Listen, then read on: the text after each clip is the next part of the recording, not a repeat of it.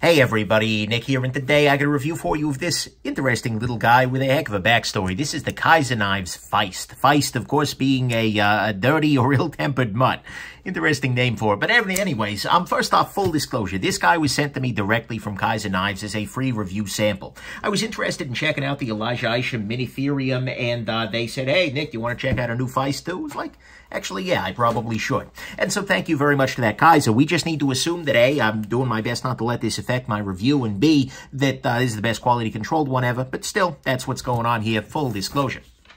Next thing, this is a design by Justin Lundquist, right here. We can see Justin Lundquist. A nice guy on the Instagram. Well, nice guy in general, I imagine, but I've only talked to him on the Instagram, but nice guy. And this is one of his works. There's not all that much of his stuff out there, but it's really, what's out there is really nice generally. I like a lot of it. Next thing, size comparison. This is not a huge knife particularly. You can see here that it is down here, right here. This is the Ontario Rat number 2. Here it is against the Ontario Rat number 1. And so you can see here, it's a relatively small knife, both in handle and overall. And then here it is against your Spyderco Delica. Here it is against another good production front flipper. This is the Booze Blades Smoke. And here it is against a knife that is very different in many ways, but similar very much in size. That is the Quiet Carry IQ.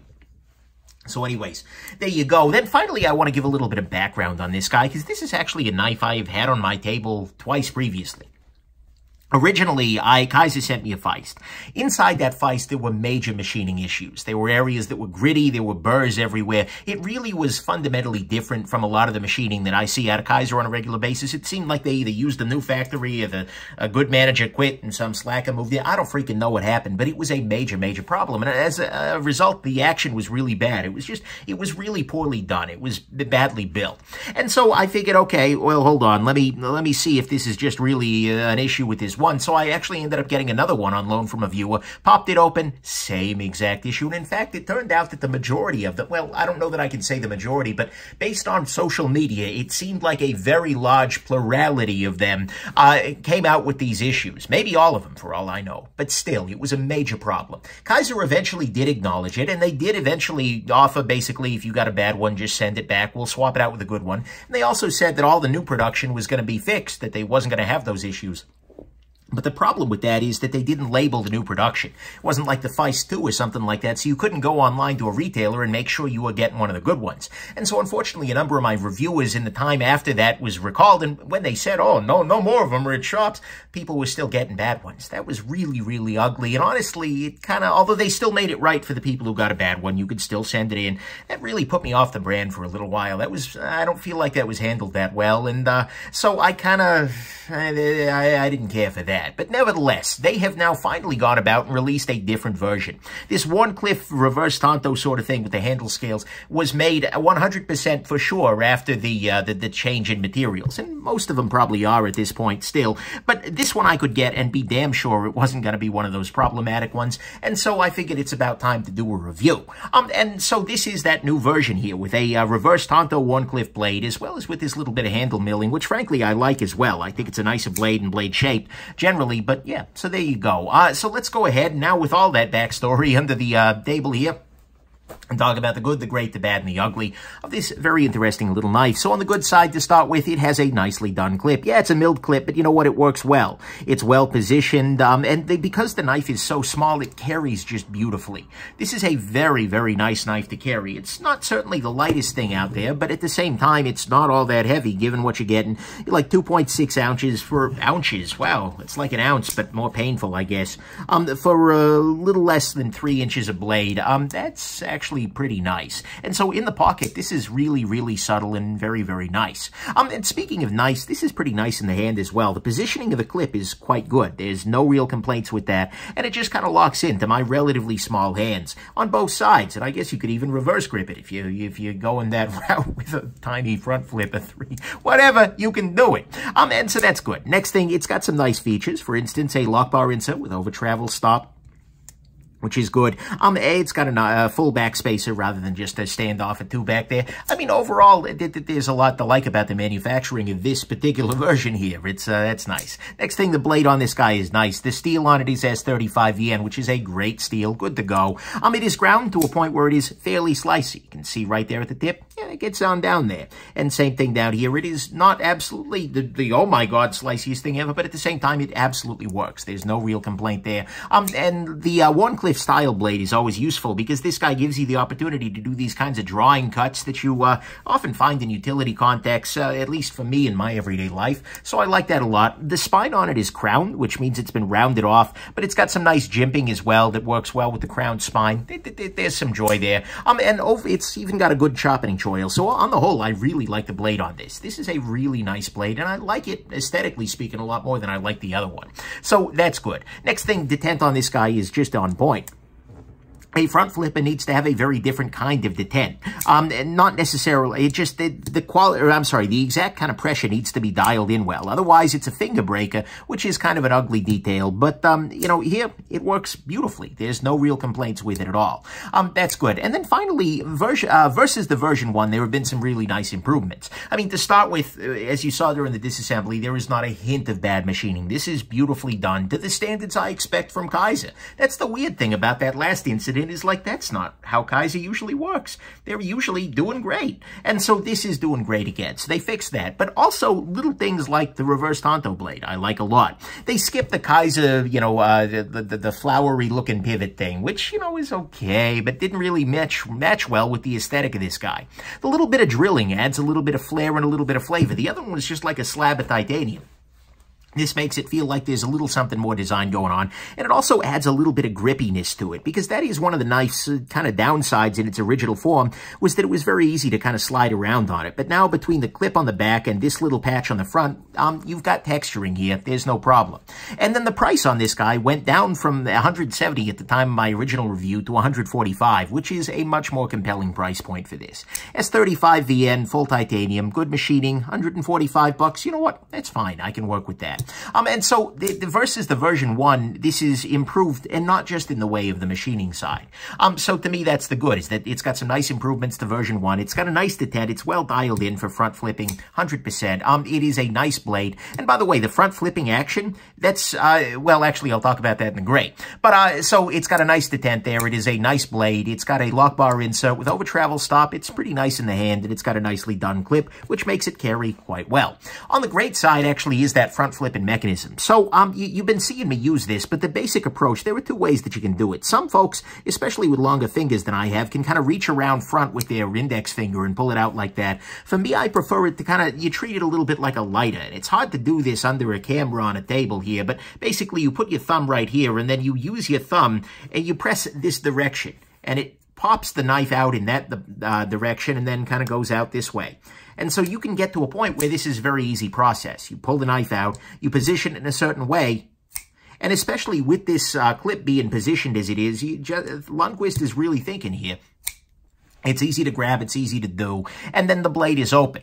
And you can also, by the way, do this in a two-handed way if you're, for instance, you know, trying to be subtle about it. You know, that works absolutely fine too. But I like a front flipper. I think it's a neat approach, and it's different, and it doesn't have, for instance, the flipper tab sort of situation, pecking on whatever's in your pocket all day. That's kind of a nice thing. So front flippers allow a very sleek, very vertical sort of aesthetic, and I think it's done well here. So to me, that's what's great here, is there aren't that many good production front flippers, and this is absolutely among them. Like I said, it's real hard to do under a freaking camera. On the bad side, to start with, it is still a little bit vanilla. At the same time, like I said, it's definitely helped by this new version. But visually speaking, especially from this side, the handle is still very plain. It's just kind of a lozenge with a blade in it. That's fine. And, you know, it's minimalist. I can't get too bad out of shape, but it's definitely not an overly designed knife. Next thing, the balance on this guy remains pretty far back. It definitely got a little bit better with the handle milling there, but it's still balanced is relatively far back here. And so I wouldn't mind seeing some internal milling here to try and knock that down a little bit, and it would lighten the knife out overall, even though it's not a particularly heavy knife as it is. Next thing, the lock bar on this guy, unfortunately, as you can see here, it narrows down. This is great because it allows you to get in here and unlock the thing, but it narrows down to a pretty severe amount, and given that the lock bar tension is pretty high, it feels like they're doing a lot of the detent here by cranking up the lock bar tension rather than by by ball protrusion. The little detent ball isn't sticking out. I don't freaking know. I'm not a knife maker, but still, it's a little bit painful to open each time. It really does kind of leave a little bit of a mark on the finger there. Not a big deal particularly, but it is certainly a thing, and with the lock bar being a little thin on the top, That's not super ideal. Then finally on the bad side, this guy has a relatively short and relatively low flipper tab. If we compare this to other knives with flippers, front flippers that is, this guy for instance sticks up a little higher, makes it a little easier to get to and a little bit easier to reliably get to. Whereas on this guy a couple of times I've gotten the position wrong. I may have even happened during the course of this interview, but as you take it out of your pocket, this review, you get there, you get the technique down, but it's a little bit on the low side. I might like to see that protrude a little tiny bit more because it gives you A, more leverage, and B, makes life a little easier. Not a huge deal, but it's definitely a deal. So, to me at least, that's the bad here, is that the flipper tab feels a little bit short. It is a relatively thin lock bar over there at the top. The balance remains a little bit far back on the knife, and it is a little bit vanilla, although this new version definitely helps. On the ugly front, look, it's absolutely ugly that they were willing to sell the original version as it was. I mean, and the fact that they didn't label the fixed units in a way consumers could buy with confidence. But the thing is, although that still is going to bother me for a long time, because high-end Chinese makers can't afford to do that kind of thing. They're still working on building a reputation with American consumers. But nevertheless, that's ugly. But this knife on my table here is absolutely, there's nothing ugly here. So, final conclusion. I'm going to try and put the past aside here. You know, all of that water under the freaking bridge, at least for the conclusion here. Because I think the knife here is substantially a great idea. Because I think smaller production front flippers absolutely need to be a thing. The sheer number of, and the people anticipating this guy, the sheer number of requests and desires for the original version of the Feist showed exactly that. I think they timed the original release just perfectly, and had they just nailed it, it would have been a huge, massive freaking hit. And I think, so it's a good idea to start with, and I think the second version actually fixes a number of the issues of the first one. Adding the little bit of design and uniqueness that really does turn this up a little bit from the original design. It adds a little bit of grip, it drops the price, and it brings that build quality back to where Kizer usually lives, which is quite good.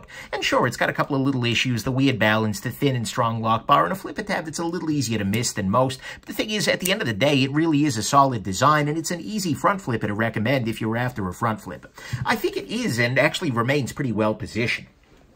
Because honestly, think about it, there aren't that many production front flippers. You get a couple of them from Boca, like the Excalibur lineup, the A2. Thing is, the Feist is just like miles and miles ahead in build quality. I mean, the Feist is just a whole different ballgame than the Boca ones.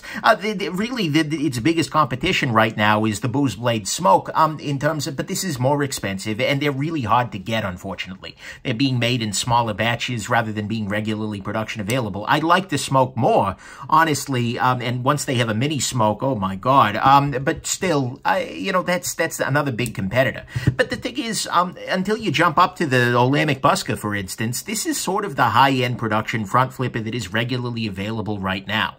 But the thing is, there is actually more competition that has emerged since the original design dropped. There's now one from Real Steel. I want to say the Metamorph, but they seem to have discontinued that. Now there's a new model that seems pretty compelling. I handled one from my buddy Keith at one point, but never got a chance to get it on the table. And then Bestech has a couple of front flippers now as well. But the thing is, still, the Feist here is well positioned, being one of few and really the only higher end front flipper that's out there in production right now. Maybe I'm wrong. If I'm forgetting one, put it down in the comments, please. But and certainly below the Buska, which is a whole different affair.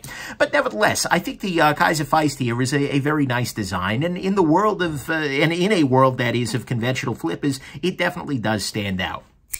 And so if you're looking for a front flipper and you're interested in this particular pattern, this kind of thing, then I think you should absolutely give it a shot. And especially now that you know it's going to be good to go, there's a whole lot. And this little Feist is absolutely not a mangy little dog, as the name might imply. So anyways, hope this has been interesting to you and that you have yourselves just an absolutely wonderful rest of the day. And sorry if I hopped on the old situation there, but it really did make me feel a little bit feisty.